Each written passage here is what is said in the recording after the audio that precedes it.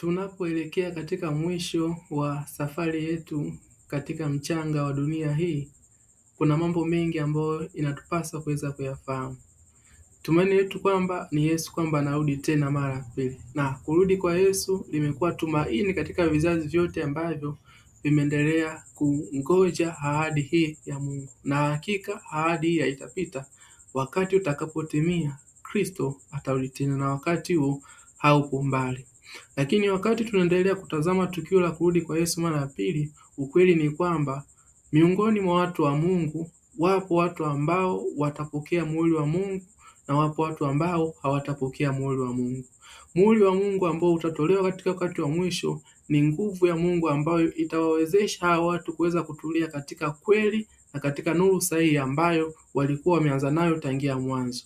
Kwa hiyo hapa inakuwa ni muhimu kwetu kuweza kutafakari ni mambo gani ambayo yanaweza kuchangia kuweza sisi kupoteza ama kukosa muhuri wa Mungu.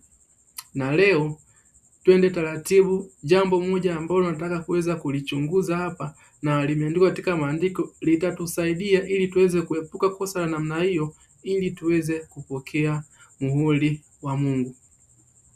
Kosa lenyewe ni hili hapa. Tutaenda kusoma msingi mkuu katika kitabu cha Yohana sura ya 5 mstari wa 39 hadi 40. Na katika andiko hili tutagundua kwamba miongoni mwa watu wa Mungu wamekuwa wakiweka matumaini katika uwezo ama maarifa ambayo wamekuwa nayo katika neno la Mungu, kwamba kupitia maarifa ambayo wamekuwa nayo yataweza kuwapelekea wapate haki na mwishowe kuweza kuokolewa. Hapa pana vitu viwili muhimu ambavyo tunatakiwa kuweza kuzingatia. Cha kwanza, tunafahamu neno la Mungu ni taa siku zote kuweza kutuongoza na kuweza kutuamuru tufanye nini na tuepuke nini. Lakini kuna kosa jingine ambalo watu waga wanalifanya, na hilo kosa ndilo ambalo linaweza kutupunguzia sisi vigezo vya kuweza kulisi uzima wa milele. Na kosa hili kiufupi, tutakaposoma hili andiko tutagundua wazi ya kwamba kuweka matumaini ama kutegemea vile ambavyo tunavielewa katika akili zetu kuwa ndio msaada kwa ajili ya uzima wa milele. Hili ni kosa kubwa. Angalia, Yesu anasema hivi, mwayachunguza maandiko kwa sababu mnadhani kwamba ninyi mna uzima wa milele ndani yake, na hayo ndiyo yanayonishuhudia, wala hamtaki kuja kwangu mpate kuwa na uzima. Tukitafakari vizuri ile andiko tutagundua kwamba hili lilikuwa ni andiko ambalo Yesu analizungumza kwa Wayahudi, na actually tunajua Wayahudi walikuwa wamekabidhiwa kila kitu na wao ndio ambao walikuwa na Torati. Sasa kumbe katika maandiko hayo ambao walikuwa wanasoma kila siku ndio maandiko hayo ambayo yalikuwa yanamshuhudia Kristo. Yaani maandiko hayo yote yalikuwa yanawaelekeza wao waende kwa Kristo, na sio wao kuweza kutegemea ujuzi ambao wamekuwa nao kwamba ndio ambao utawaokoa. Lakini cha ajabu, walikuwa na ujuzi ama walikuwa na maarifa ya Torati, lakini maarifa hayo ya Torati walishindwa kuweza kuyatumia vizuri ili wao waweze kumtambua Mwokozi. Kwa hiyo hili kosa linaenda kujirudia pia hata katika wakati ambao tunaishi. Narudia tena, hili kosa la kutegemea maarifa fulani ama ujuzi fulani ama kweli fulani katika Biblia kwamba ndicho kitu ambacho kinajitosheleza kuweza kuniokoa mimi, ni kosa ambalo linaenda kujirudia. Na kama kosa hili linaenda kujirudia, inamaanisha tupo hatarini, kama vile ambavyo Wayahudi walipoteza haki yao ama walipoteza upendeleo ambao walikuwa wamepewa kwa kuweza kutegemea kile ambacho walikuwa nakiamini, lakini wakashindwa kuweza kumtambua Mwokozi.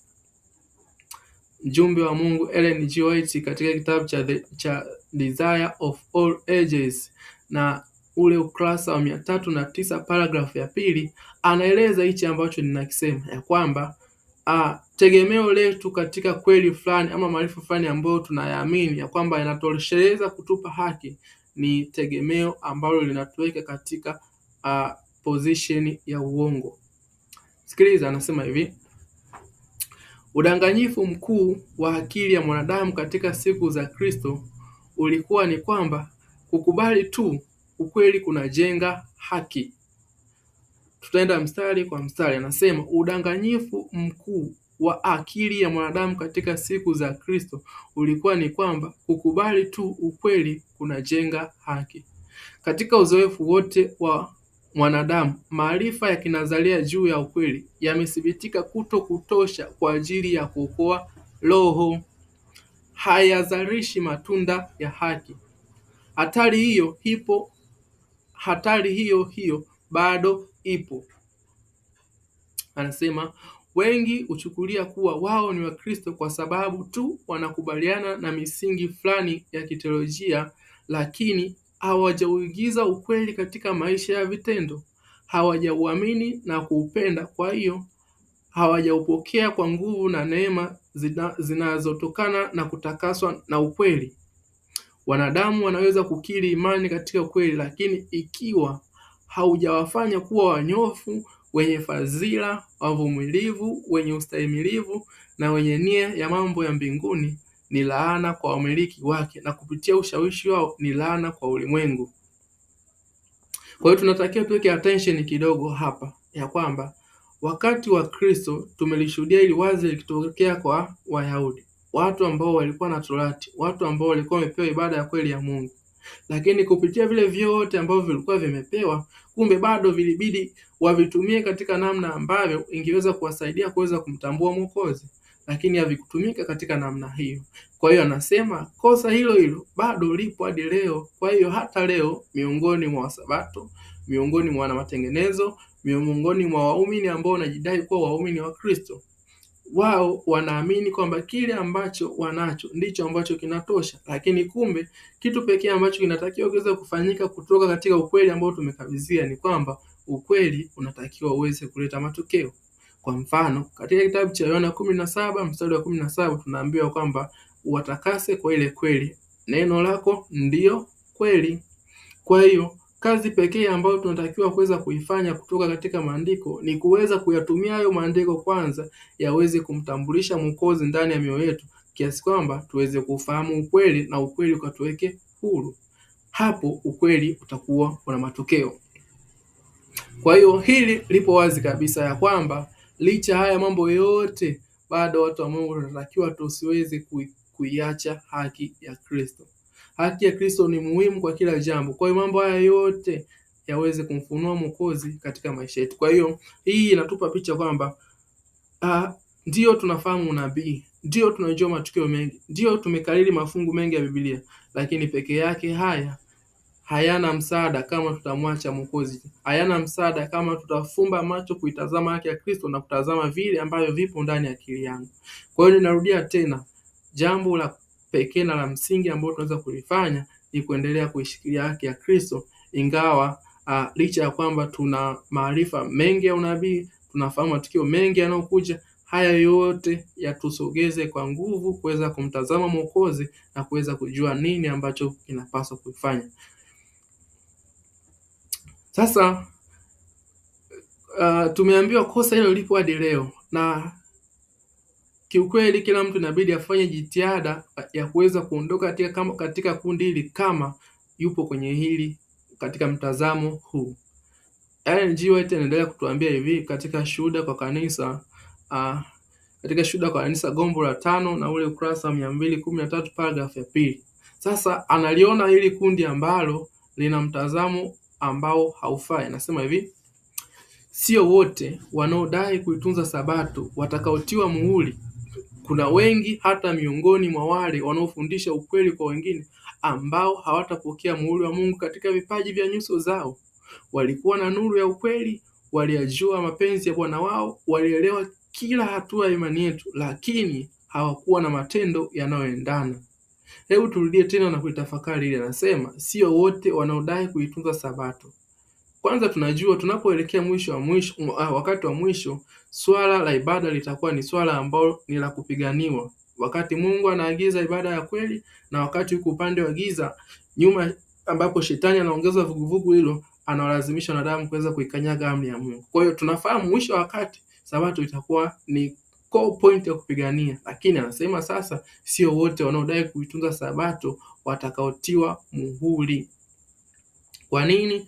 kuna wengi hata miongoni mwa wale wanaofundisha ukweli kwa wengine ambao hawatapokea muhuri wa Mungu katika vipaji vya nyuso zao. Anasema walikuwa na nuru ya kweli, ndiyo. Waliyajua mapenzi ya Bwana wao, ndiyo. Walielewa kila hatua ya imani yetu, lakini hawakuwa na matendo wanayoendana.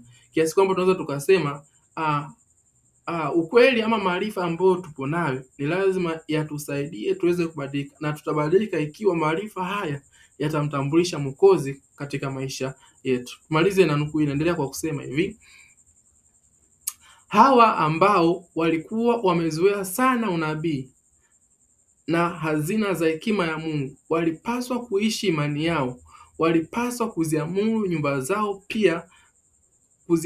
zao pia baada yao, ili kama familia yao iliyopangiliwa vizuri waweze kuwasilisha kwa ulimwengu ushawishi wa ukweli juu ya moyo wa wanadamu. Kwa hiyo wajumbe ambao wanafahamu mambo mengi na muhimu, kwanza walipaswa kuwa nuru katika familia zao, na katika familia zao kisha kuwa nuru hata kwa wanadamu wengine. Hilo ndio jukumu ambalo tumepewa, lakini kwa wakati huo ni lazima haya maarifa ambayo tupo nayo yatusaidie kuweza kumtambua Mwokozi, na kupitia kwa Mwokozi tutaweza kutakaswa. Kwa hiyo hapa kuna kosa la kuepuka ambalo kama lilivyofanywa na Wayahudi, la kuweza kutegemea kwamba kile ambacho wamekishikilia ni sahihi na wakashindwa kuweza kumtambua Mwokozi. Kwa hiyo huu ni wito kwetu wahubiri, washiriki, wainjilisti, wachungaji, ya kwamba hata kama tuna maarifa kiasi gani, lakini tusiweke matumaini katika maarifa, bali tuweke matumaini katika Mungu, na tumshukuru Mungu kwa kutusaidia kuweza kujua mambo mengi ya msingi, na kuliko sisi sasa kuacha kuweka matumaini katika haki ya Kristo na kutazama yale ambayo tunaamini. Tukifanya hivyo tutaenda kupotea. Lakini pia kujua maarifa ya unabii inakuwa haina msaada ikiwa tusonge mbele kuangalia sababu nyingine. Na sasa tunaenda kuangalia ni uzoefu gani ambao tunatakiwa tuweze kuwa nao ili tuweze kupewa muhuri. Angalia, Biblia inasema hii inatoka katika Timotheo wa pili 2:19, nasema lakini msingi wa Mungu ulio imara umesimama, wenye muhuri hii: Bwana awajua walio wake, na tena kila litadai jina la Bwana na uache uovu.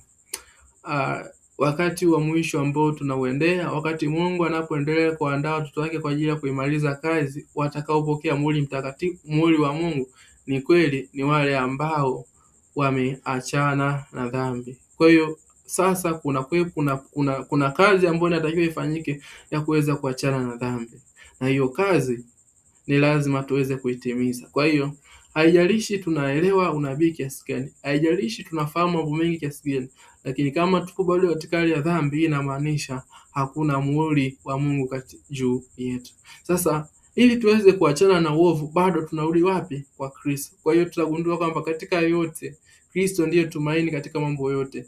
Ni lazima tuweze kutumia maarifa ambayo tumejifunza, nuru sahihi ambayo tumeipata, sasa tuende kwa Kristo.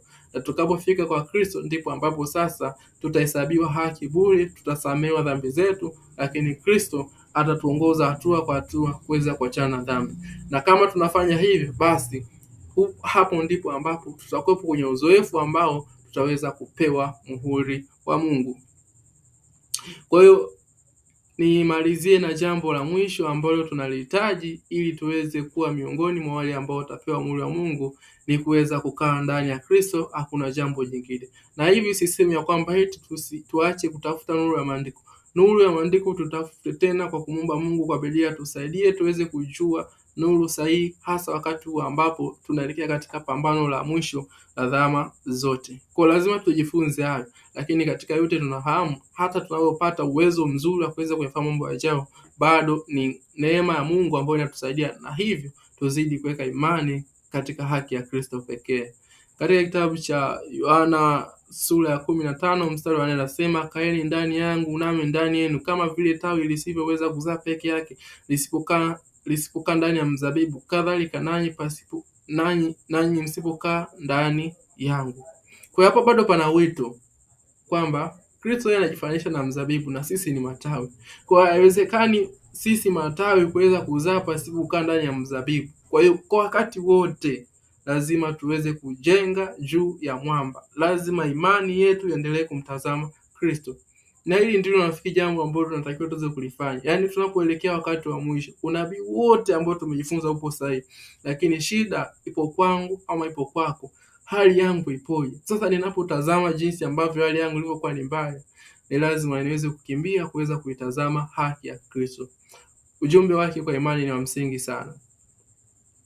Ujumbe wa haki kwa imani ni wa msingi sana. Mungu anahitaji tuweze kutegemea haki ya Kristo pekee. Hahitaji kuweza kutegemea, hahitaji tutumie matendo yetu mema kiasi gani ambayo tumeyafanya, kwa kuwa katika yote hayo bado hayawezi kuondoa dhambi tulizozifanya. Kwa hiyo pendwa, kitu pekee ambacho ni cha muhimu kuzingatia wakati wote ni haki ya Kristo pekee. Tuzidi kuitegemea haki ya Kristo pekee. Katika Yohana 15 mstari wa 5 hapo mbele anasema, pasipo mimi ninyi hamwezi neno lolote. Kwa hiyo ukweli wa wazi umenyoka ya kwamba haki ya Kristo pekee ndiyo itakayotuokoa. Na tumeona kosa ambalo lilifanywa na wazetu ya kwamba walizani wanachunguza maandiko na maandiko haya yangewapa ushindi, lakini kumbe yale maandiko hayo ndiyo ambayo yalikuwa yanamshuhudia Kristo. Kwa hiyo hata sisi leo ujuzi wa maarifa ambao tumekabidhiwa hasa wa Adventista wa Sabato utusaidie kuweza kumtambua Mwokozi, na kwamba kupitia yale maarifa tushukuru kwamba ni kipawa cha neema ya Mungu ambacho kimetusaidia. Leo tulikuwa tunachunguza kosa pekee ambalo linaweza kupelekea kuweza kukosa muhuri. Kuna mambo mengine mengi ambayo tutaendelea kujifunza. Katika yote Mungu atusaidie tuweze kusimama imara. Na tuombe. Baba, ninakushukuru kwa somo ambalo nimeliwasilisha. Ninaomba mabadiliko kuanzia kwangu mwenyewe katika mambo yote ambayo Baba umefanya. Nuru pekee ambayo umetukabidhi ni neema yako. Yale ambayo tunaelewa Baba ni kwa neema yako. Lakini sasa Baba, tusaidie tuendelee kumtazama Kristo ili tukawe washindi. Tusaidie tunapoendelea tunapoendelea kutafakari mambo mengine ya muhimu. Baba, tusaidie tukaweze kuiacha dhambi na kuendelea kumtazama Kristo. Endelea kulinganisha tumaini la kurudi kwa Yesu mara pili, na tukawe tayari kwa wakati wote. Tunaomba katika jina la Yesu. Amen.